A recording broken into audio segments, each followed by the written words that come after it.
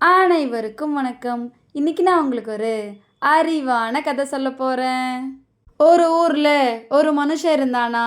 அவன்கிட்ட நிறைய ஆடுகள் இருந்துச்சாம்.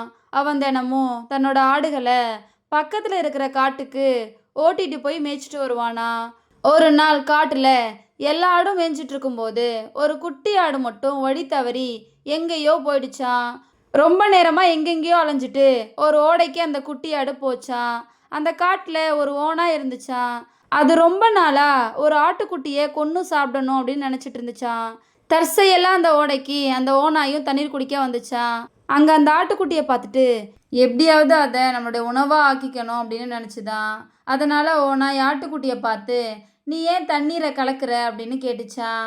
அதை கேட்ட ஆட்டுக்குட்டி, ஐயா, ஓடையோட நீர் உங்ககிட்ட இருந்து தான் எனக்கு வருது.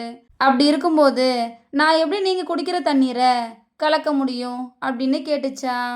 உடனே ஓநாய், நீ தானே போன வருஷம் என்னை இழிவா பேசின, நான் உன்னை பழி வாங்க போறேன் அப்படின்னு சொல்லிச்சான். அதுக்கு அந்த ஆட்டுக்குட்டி, நான் பிறந்தே 3 மாசம்தான் ஆகுது. அப்படி இருக்கும்போது நான் எப்படி போன வருஷம் உங்களை இழிவா பேசியிருக்க முடியும் அப்படின்னு கேட்டுச்சான். அதுக்கு ஓநாய், நீ இல்லைன்னா உங்க அம்மாவோ அப்பாவோ பேசியிருப்பாங்க. அதனால நான் உன்னை கொன்று சாப்பிட போறேன் அப்படின்னு சொல்லிட்டு ஆட்டுக்குட்டி மேல பாஞ்சுதான். அந்த சமயம் பார்த்து ஆட்டுக்குட்டியை தேடி அந்த மனுஷன் ஓடைக்கு வந்தானா. ஓடையோட கரையில ஆட்டுக்குட்டியையும் ஓனாயையும் பார்த்தானா. உடனே தன்னோட கையில இருந்த தடியால ஓனாயை அடிச்சு துரத்திட்டு ஆட்டுக்குட்டியை எடுத்துக்கிட்டு வீட்டுக்கு போனானா.